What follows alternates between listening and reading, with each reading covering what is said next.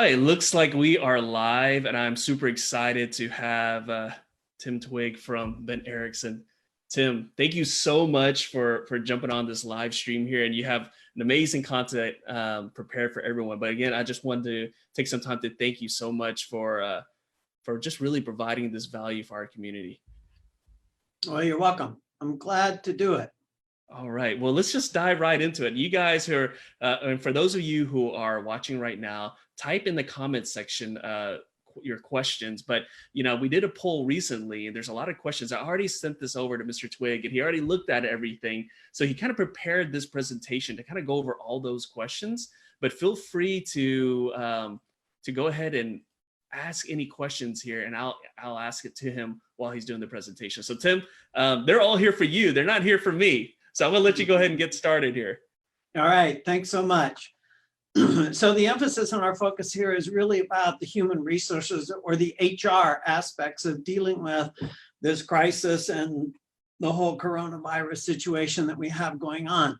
So as you all know, last week or a week and a half ago, the HR 6210 bill was signed. One key thing to note, it's not even effective yet. It doesn't become effective until Wednesday. And then it has a very distinct, at least at the present time, ending, and it ends December 31st. It's also important to note that the government has said we have a 30-day enforcement grace period. And so that goes from March 18th to April 18th. So they're focusing primarily on compliance and making sure that you're all doing the right things, set up to do the right things. So they're saying for the next 30 days, they are focusing primarily on compliance, not so much enforcement. Now, that doesn't give you a get out of jail free card. That doesn't get to mean you just get to ignore all this stuff. It just know that they're sort of having a soft launch, if you will, for this. It applies to all employers with fewer than 500 employees. There is some provisions in there about possible exemptions. As you all probably know and have heard, the ADA is lobbying for there to be an exemption for dentists or employers with 50 or fewer employees. As of right now, none of those exemptions are in place. And so you can wish, you can hope, you can pray, but as of right now, you are going to have to comply. There are two principal components of this. There's a sick leave component and there is a family leave component. And a huge, huge important aspect of this is that for someone, one of your employees to qualify for either the sick leave or the family leave, there is very strict, very specific qualification criteria. This is not if someone has a cold. This is not if someone has the sniffles. This is not if someone has some other flu bug. This is unique and specific to COVID-19. Now, in terms of the criteria, there are 6 specific pieces. I've broken them up into 2 groups, 1, 2, 3, and then 4, 5, and 6, and you'll come to understand why I have broken those up. The first 3 pertain exclusively to how this is impacting the employee herself, hisself individually.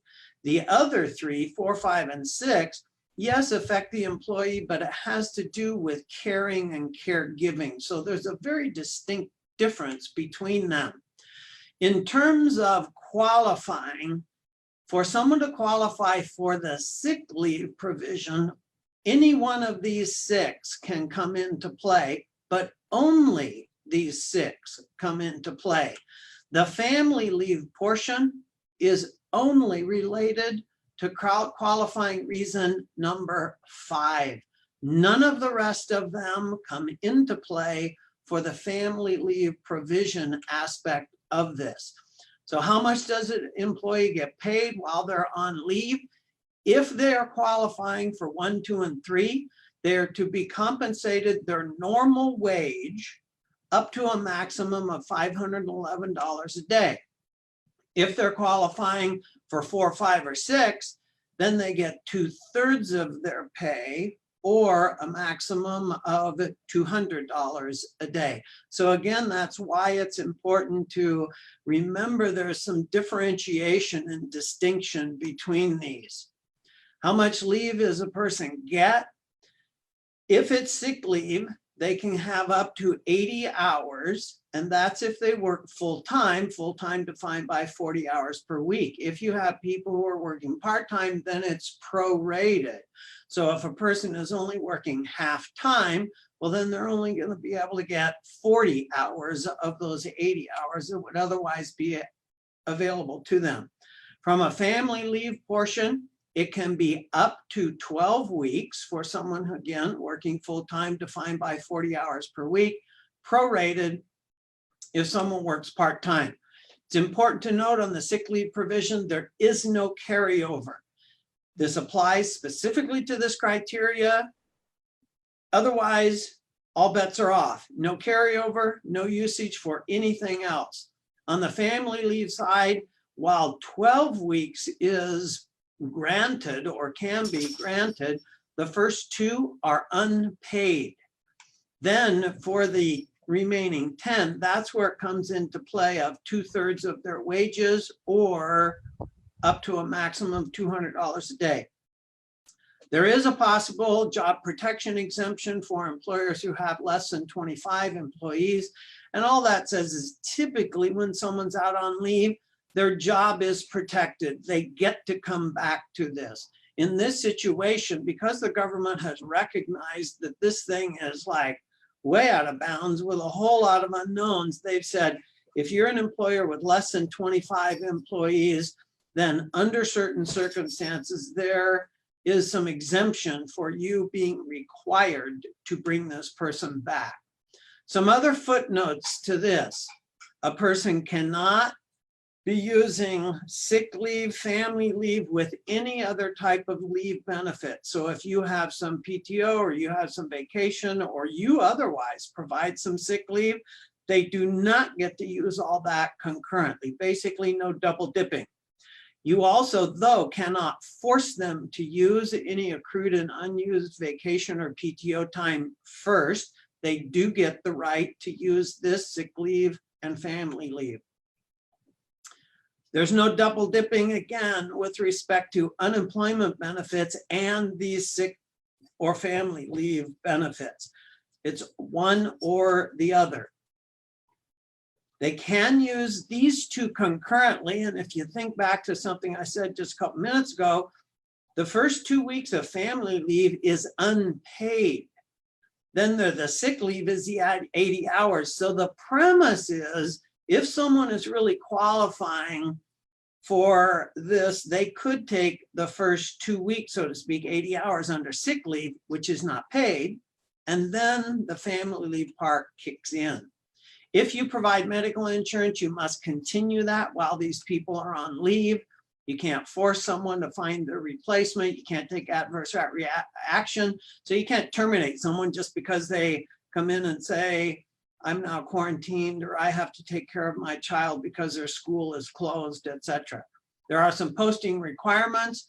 New posters just came out at the end of last week. You were supposed to have these posted. Remember, the effective date is April 1st, and that is this coming Wednesday. So you've got to have this posting requirement met by Wednesday. Remember, again, qualifying criteria is only numbers 1 through 6. Lack of work, closure, being mandated to close by your state or local communities does not trigger this leave. Only the criteria 1 through 6 triggers it. As you probably all read and heard, the government is saying you will be reimbursed for any money that you pay out under the sick leave or the family leave provisions. You're going to get reimbursed by not having to pay those dollars otherwise when you make your federal tax deposit. Now, if it turns out you've truly closed down, you have someone working, maybe your payroll is not big enough for you to get fully reimbursed, then they're going to have a form that you'll fill out, send it in, and they will send you a check. And the last thing, because of all this, it is hugely important that you're documenting. And so if you're providing family leave, and the family leave is because one of your employees' school closed, you have to have some documentation verifying that closure. It's either a picture of the sign that was on the door at the school, or it's a printout of the announcement that came from the school or the child care facility. But you've got to have the documentation. You don't get to just be reimbursed because you just said, I did this. What if there is a posting online, like on the website, like the school was closed and whatnot, and we took a screenshot of that? Would that be sufficient? Yes. Okay. Yep, that's going to work. Okay. So considerations for this, we're in sort of turmoil right now, but where you also have to have some emphasis is setting yourself up for a really strong reopening or getting things back going again. Whether you're fully shut down or whether you're partially shut down, it's like, okay, what do I do for 2 weeks, 3 weeks, 4 weeks from now when I'm able to open? Well, some of the aspects of that is look at rescheduling patients so that on the day you open, you've got a full schedule. What about calling and scheduling past due recall? Here is, like, in a weird way, here's some opportunity to have some people call and schedule some of these past due people. Maybe you have a hygienist doing this, and the hygienist really has a great relationship with patients and maybe actually a little more effective at getting some past due people on the books. What about a chart audit, a deep dive of people where you've diagnosed treatment, you've presented treatment, but it has not been completed? And oftentimes, anytime chart audits come up, the word that comes up at, well, I just don't have the time. It's a great idea, but I don't have the time. Well, you know what? Now there's actually some time when this can happen. And so it's calling and scheduling. What about tracking down some of that old insurance? Some of those forms that got kicked back just because something was missing on the form. Here's another opportunity to do that. And that represents money in the bank. You can also clean cupboards and drawers and cabinets. You can inventory. Get rid of all that stuff that's expired. Talk to your dental supplier. Maybe they've got a rebate or a replacement program for that. Assure that your medical equipment is all up to date and your fire extinguishers are up to date. What about updating patient records and patient lists? And what about deactivating people who haven't been in for the last 7 years or the last 10 years? And they still sit there in your computer, and when you do some marketing and things, you're spending money on these people. And this was 7 years ago that you last saw them. So clean things up. You can paint, you can remodel, you can incorporate new technology. What about the time now to do some training? And that includes CE and some of the amazing opportunities for virtual learning to enhance the skill sets and the expertise in your practice. Now, I mentioned earlier this idea of a hygienist doing some calling. And we all know that a hygienist is a fairly high paid position. If you have a hygienist doing some work for you that is not in their typical job, like providing hygiene care, you can have them do this other work and you can pay them at a different rate of pay.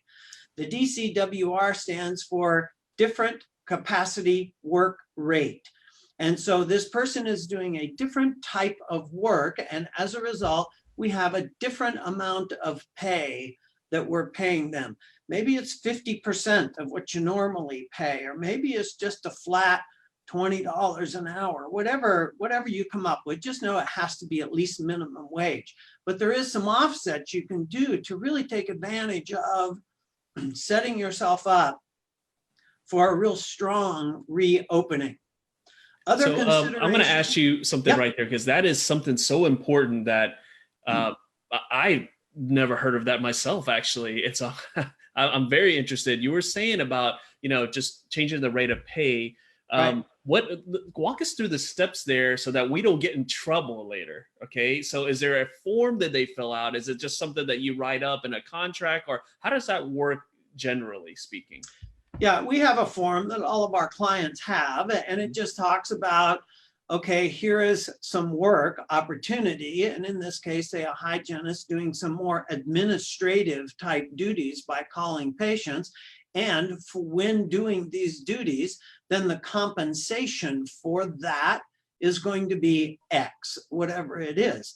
And as long as this is just something that is communicated and agreed upon with the employee, and then you've got this piece of paper that can sit in their personnel record. So then there's not ever going to be a question or a dispute that when it comes time to cut their paycheck, there's maybe X number of hours doing their normal duties, if they're doing any of those, and then there's X number of hours doing this different capacity type work. Okay.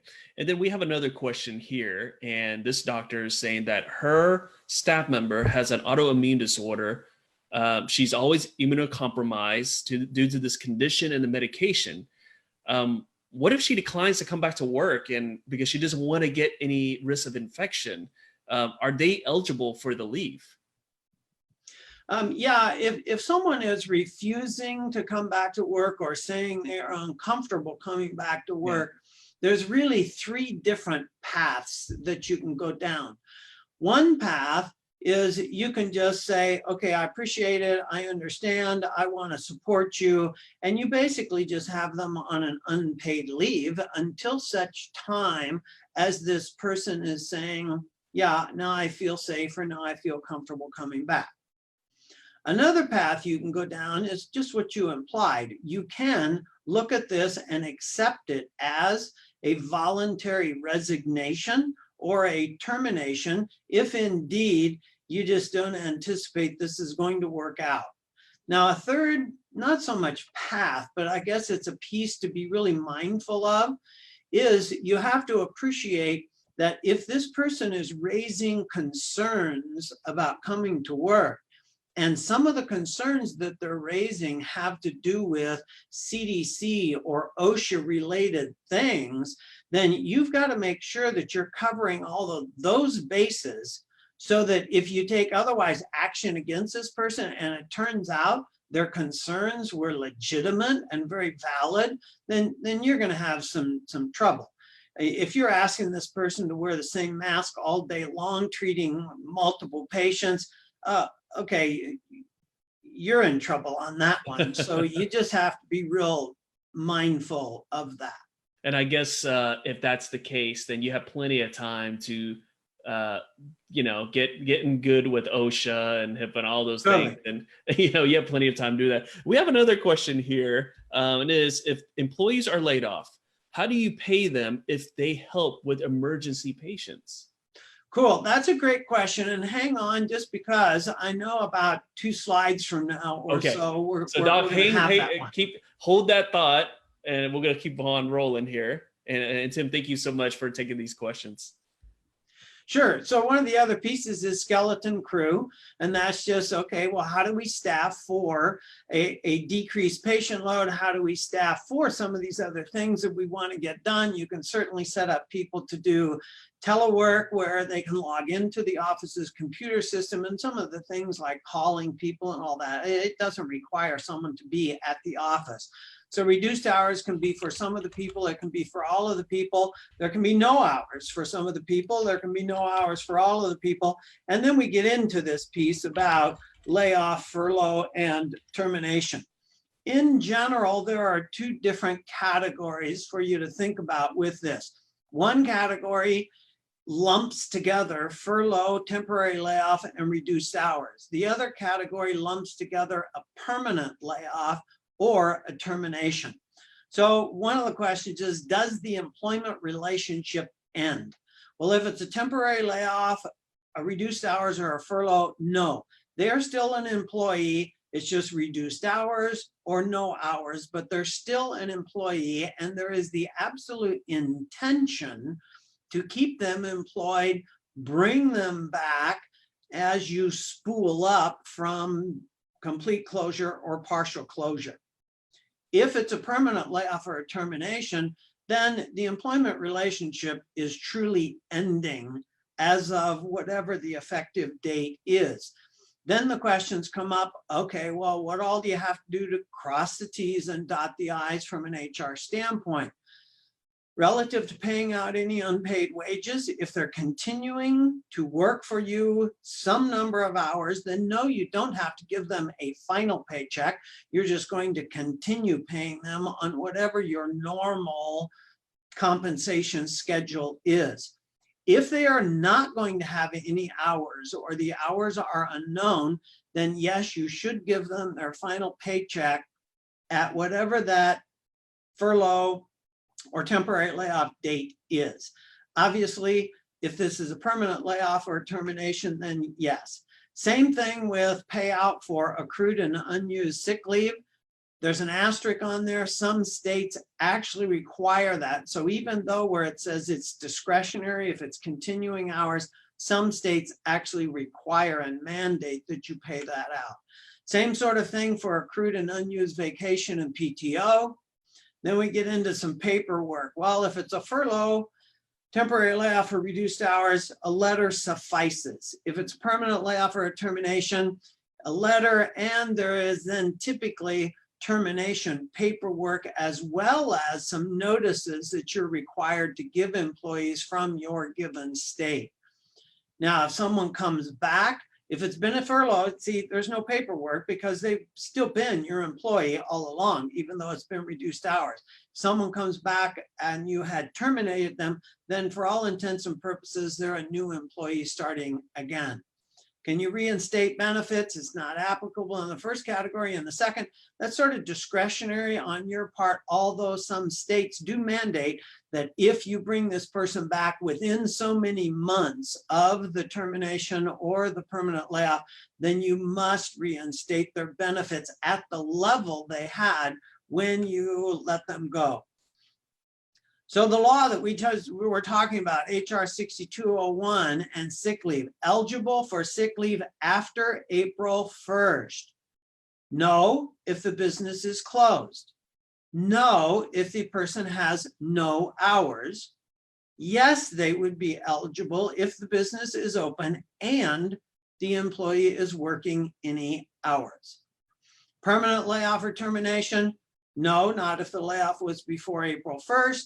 If the layoff is happening after April 1st, well, clearly they will have been eligible from April 1st up until whatever the date of that termination or permanent layoff is. And the same thing is true for the family leave portion of HR 6201. So hopefully that will give you the information you were looking for about questions regarding furlough, temporary layoffs, etc. Some of this does evoke questions about unemployment, and we'll get into unemployment here in just a moment. I think when it comes to reopening, there's basically two scenarios. One is you're going to do a phased reopening or an incremental reopening, or you're going to have stacked the deck and you've got a full schedule and it's just like throwing the switch and away you go. There are considerations. And this whole consideration of this reopening, it's got to be coordinated, and you got to coordinate between what state and local mandates you may have to have, or you may have in place that you have to follow.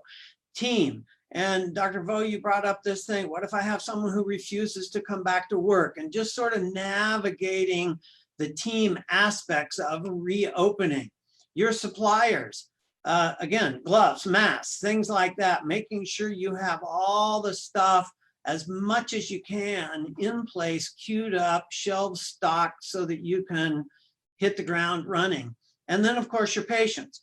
Just as you may have some employees who might be a little nervous about coming to work, you might find some patients who are also saying, you know, I'll wait for the dust to settle on this, or they're going to ask some questions about your infection control, your sterilization, your protocols to ensure counters and cleanliness and everything else, because no one wants to be catching this virus anywhere, grocery store, dental office, and so on. So last Friday, the CARES Act was signed. So it overlays on top of the whole coronavirus sick family relief piece. The ink is still drying on this legislation. The legislation has about 880 pages. And so you can imagine we have been dissecting it and trying to go through it. So at this point, I will give you some of the major provisions or basics of it. First of all, there's a part in here, and let me go back and say, there's parts in here about bailout money for airlines, and I'm not going to talk about any of that. I'm going to talk about the things in here that might be germane to you. So grants. Each grant is $10,000. These are going to be awarded or given out on a first come, first served basis. They have allocated $10 billion for this. So if you do the math and you divide $10,000 into 10 billion, it means 1 million businesses will have the opportunity to get one of these $10,000 grants. These grants are in conjunction with you applying for one of the SBA loans. This is not a standalone grant, it's done in conjunction. The theory or the premise here is that the grant may be a way to get you some money sooner, quicker, and faster, because the whole SBA loan process is going to take some time. But the two do get married together. Relative to loans, there are two principal loans. One is an economic injury disaster loan, and the other is a paycheck protection program.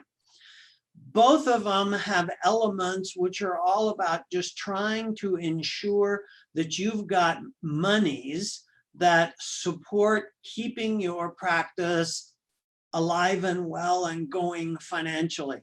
These would be SBA loans. They would be federally backed. And a thing that all of you have either heard about or certainly read about is portions of these loans may be forgiven.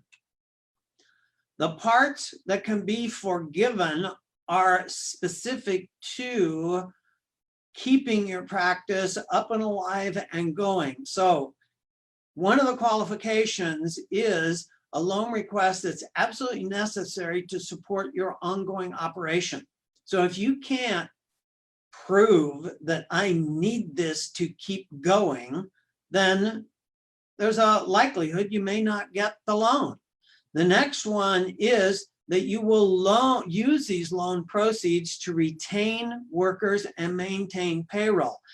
This is one that is starting to confound a whole lot of dentists, because on one hand, if you're going, well, maybe I should lay everyone off by April 1st because that's when all this other stuff comes into play. But now they're saying, oh no, for you to qualify here, you've got to retain your people and maintain your payroll. And so now you've got a little fight or conflict going on and needing to think about what is the best approach for me and my practice. They have loan amounts can be 2.5 times what your monthly payroll is. It may be forgiven, again, if it's used for payroll during this crisis, and it's used if you restore payroll moving forward. One of the other objectives of this is to try to relieve some of the pressure on unemployment. See, if they can convince you to keep going and continue your payroll, well, then your people are not going to go apply for unemployment. And so they sort of take this burden, and instead of having the burden all sit in the unemployment bucket, now the burden is sort of spread out between banks all across the United States and applying for loans and so on. The loan forgiveness is reduced based on if you've cut your staff or you've reduced your wages by over 25%, this loan reduction goes away. So it's about keeping people employed. And so now the question is, if you laid everyone off, do you bring them all back? Well, they actually have some leeway in here in terms of doing it. You don't have to do this tomorrow, but you do have to have everything restored above or within the qualifying limits by June 30th. So you do have a little bit of time to do some calculations about what makes the most sense. In terms of payroll, here is a list of the things that are included that would support forgiving the loan. It is also important to note some things that are excluded. So you'll note the very first one, any salary in excess of 100,000, you do not get forgiveness for. So for all of you who have a salary over $100,000, just know that it's only the first 100,000 of your salary that would be eligible for this loan forgiveness part. Obviously, your accountant, your banker, your financial planner, advisors, and consultants are your go-to resources for that.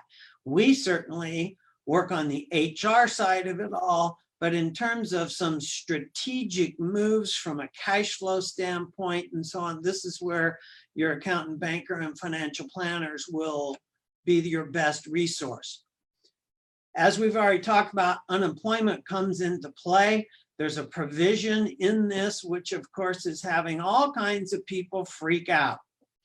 Now, before we get deep into it, let's just do a little backstory on unemployment.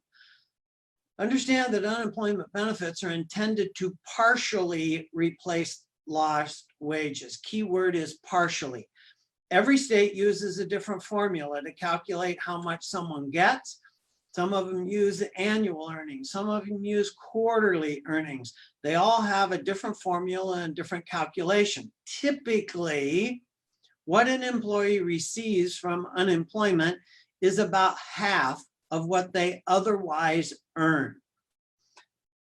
Each state also has a cap on what someone gets. So it's not just half of your earnings no matter what. They put a cap on it. There's usually a 1 to 2 week waiting period and 1 to 3 weeks of processing time. A lot of states, given this crisis, have reduced or eliminated the waiting time, but it still can be a week or so of processing till someone would get some. Normally, unemployment goes for about 26 weeks, and as most of you all have heard and read, they've extended it in this case for the 39 weeks. Benefits are taxable. Please bear that in mind. And the most controversial aspect of this is the $600 little kicker that they threw into this. Now, the theory is it's designed to make people whole. It's designed to sort of make up for that half of the earnings that they weren't otherwise getting via unemployment. Now, here's a quick little table where we take a look at this. So let's say you have an employee who makes $400 a week or $700,000, $1,200 a week, just as different examples. The typical benefit, again, is going to be about half of what they were otherwise making, with potential caps based on the state. Now you add the $600 kicker, and you can see how much this person would be getting. And you can see for people not making very much money, like the person making $400 a week, they are now going to be making $400 more per week than they were working before. And so part of the freak out factor is, oh my gosh, we're basically incentivizing people to not work. We're incentivizing people to just stay on unemployment and not come back. I appreciate the panic there. Please understand that in every state, if a person is able to work, if the person has been offered a job, they must take that job or they risk losing their unemployment benefits. So unemployment is not going to sit there. If you've offered someone their job back, unemployment is not going to sit there and say, oh, well, they get to choose. they risk losing unemployment if they choose to not come back to work. They're able to, and you have offered them a position. Again, hugely important to document, because if you're going to go down the grant path or the loan path, this can go back to, in a sense, reimbursing you for payroll, rent, utility type expenses back to February 15th. And so if you're going to go down this path, just know it's time to start collecting that data, so you'll be able to support and justify what you're wanting to do. So what now? Now what? You got to analyze the pros and cons of grants and loans, and how many hoops are you going to have to jump through? What's the criteria going to be? How long is it going to take? What strings might be attached to it? And what sort of commitments and promises are you going to have to make to qualify and get the loan? And does that tie your hands in such a way that you're not comfortable with that? That's just all going to be part of the analysis part. Build up your cash reserves for next time. If this thing whacked you and you found yourself gulping because you had no cash reserves, you all hear Dave Ramsey and Susie Orman and all the rest of them. We're all supposed to have 3 to 6 months of cash sitting in the bank for emergencies. Build up your reserves. Check your credit lines. Make sure you have some in place. Even if you never use them, they're just a nice security blanket. Again, analyze your staffing needs both now and when you think about reopening. Start thinking about absolutely what are your rebuild strategies going to be. It's less about, oh my gosh, the sky is falling. It's more about what do we do, because we know that eventually the curve's going to flatten. We know we're going to be able to reopen. And so what do you do to create a solid foundation to springboard off of? And lastly, it's just hugely important to clarify your policies and your benefits. Some of you have just felt whipsawed by this because you were unclear about your policies or your benefits, or your things that you have are out of compliance or unknown or ill-defined. So here's just a reminder in a situation like this about clarifying your benefits, clarifying your policies, so that the next time, if you're faced with something like this, you've got the answers. So there's my little blah, blah, blah. Here's some phone number. We've also got a resource link on our website that you can go to. So I'm going to kick it back to you, Dr. Vo, so you guys can pound me with questions. How was that? Well, I'm gonna have to say I am so impressed. I mean, my jaw kind of dropped when he went through all that information. Literally, it was all the questions that everyone had, and you just summed it up in this presentation very efficiently, I might have to say. But also that chart was huge, just explaining everything. Yeah. And I have there's a lot of people thanking you right now in the comments, and we have one doctor that says they love it how you are telling it how it is. The truth hurts.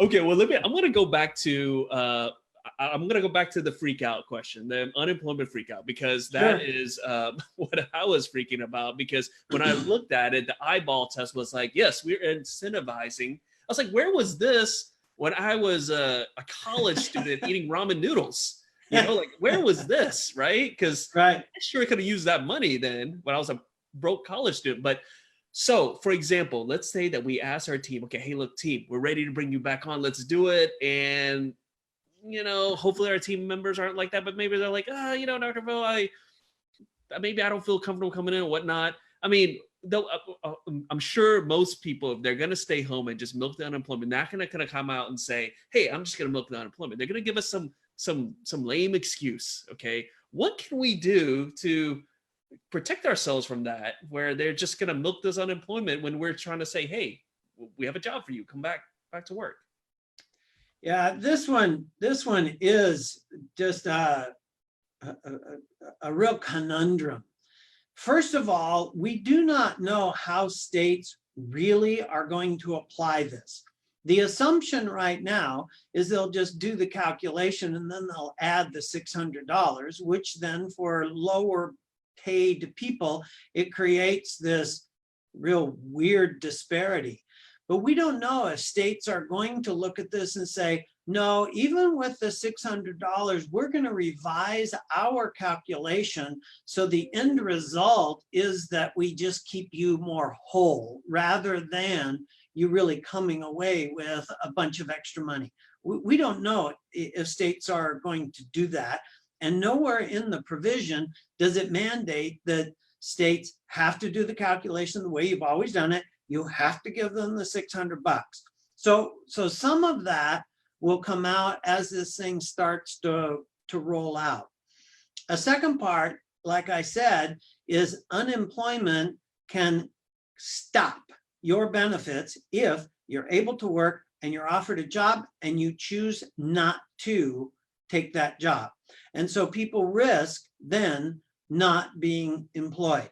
The last part of it is that this added kicker, state benefits may die off, and this additional for the months of the $600 kicker, it does not imply that those extended months will represent the part from the state. And so again, then someone risks losing out on the state portion and only getting the $600. And again, it's taxable. And again, if they're offered a job and they choose not to take it, they risk losing the whole thing. But I don't have a good answer for this one. It's just sort of the way it is for right now. And we'll just see how this starts to play out. Like I said, where was this when I was a broke college student working 2 jobs, right? Okay, so we have some questions from the audience, and again, Tim, thank you so much for this. We have some couple of people here like, how do I work with him? Well, look, he already put his contact info. I'm going to put that there as well. Yes, definitely want to have someone like Tim in your corner here. So we have a question here. How does the government know if an employee is offered a job and is not taking it? I mean, and it's kind of like this catch-22 we're just talking about here. So this doctor is like, how do you prove it? Does the government know? It's like, well, the unemployment process is one whereby this employee or this person is supposed to report to unemployment every week. In the reporting, they are supposed to say, in a sense, did you look for a job? Did you try to find a job? Were you offered employment? Did you work any hours? Well, if this person lies, well, there's not a whole lot we can do about it unless you know that they're lying because you offered them a position, and then you just decide whether you want to choose to inform unemployment of that. But it's about people answering truthfully every week to keep their qualification for unemployment current. Wow. Yeah. It's like I said, it's kind of that dilemma there. And when I saw it, I was like, what are these guys thinking over here in Washington? But right. Hey, I mean, we can go, that's a whole other conversation right there. Okay. So we have another question here. So bear with me here because this one is kind of long-winded here. Okay. So under the HR 6201 for the family leave, maximum is $200 a day. But that is more than a 25% reduction for my hygienist. So does that mean if I get the PPP, that payroll won't be forgiven? Or do I have to pay out of pocket for the rest? Hopefully that makes sense there. Yeah, remember that the $200 per day that you're paying under family leave, you're going to deduct that off of your tax deposit. So you get a tax credit for that. And so there's no double dipping in that you get to write that off as part of your payroll expense because the government is already reimbursing you for that. Okay, great. And then I just had this question messaged in. I guess they didn't want anyone to know that they're asking this, but they want to know, okay, so if we start working with you right now, he wants to know, are you going to be able to help them navigate this this mess here, basically, this HR, like the CARES Act and the PPP and all them unemployment stuff. This is what this doctors want to know. He's kind of, short answer is yes. He doesn't want to post it publicly. He just messaged to me privately here. Well, the short answer is yes, we do. It's what we do every day for thousands and thousands of dental offices throughout the United States. Right. And the follow-up question from him is, can you talk to my CPA, because I don't think he understands what's going on. I'm sure you work with other professionals that's on the team, right? It's a team right there. Correct. Right.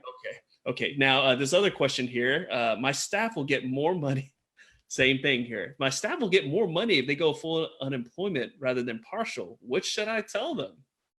Well, at this point, I do not have a good answer for that. Again, we're going to have to see how this shakes out a little bit when states start to figure this out and look at the disparity and how this might impact people's incentives to either come back to work or not come back to work.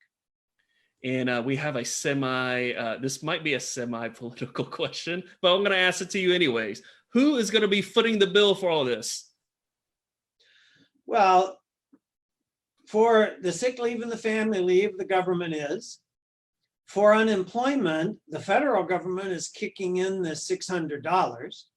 You've already been paying into your state unemployment from the very first day you started seeing patients. You've been funding that. And then if you do any of the loans, PPP or the economic disaster one, there are the provisions built in for the forgiveness for the specific ones. And so there are clearly aspects of this where the government is setting up these provisions and the stimulus packages to try to support or at least somewhat mitigate the economic hit that you're otherwise going to take. And so then it's, again, like I said, monitoring or evaluating the pros and cons of the different programs that are out there and which one or ones make the most sense for you. Thank you so much. That's a very, I mean, that you kind of stayed within that line there. I appreciate that answer there. So other people would have all different things they would say about taxes and whatnot. But looks like we got all the questions answered there. I so appreciate you putting this. And before we jump off here, for all our members that are watching right now, what are your kind of words of advice or words for encouragement for all these practice owners are kind of going through this really, unprecedented times? Well, huge key words there that you said, unprecedented times, because really none of us have faced something of this magnitude. I mean, yeah, there's been little disasters that have hit certain areas, and whether it's, wildfires in California or it's floods in areas, but not something that has been so pervasive and widespread. I'll circle back to those couple of slides that I had about what can you do to really set yourself up for a strong reopening. And it's things you can do now to help ensure a full schedule, and it's ways to build that solid foundation to springboard off of, number one, and number two, then to think, all right, I don't ever want one of these things to happen again, but if it was to happen again, what kinds of things now from this experience would it make sense for me to do or put in place to better protect myself? Well, if you didn't learn your lesson in 2008, I'm pretty sure you're going to learn your lesson in 2020. So good point. Hopefully, I mean, that was a slap in the face in 2008. You just got a bat to the head in 2020. So hopefully you got the message there. So thank you so much for jumping on. I appreciate you. You are welcome. For those of you who are watching right now, I will put all the contact information in there, and he also had a slide in there also. And thank you so much. And we appreciate you guys watching. Thanks for the opportunity.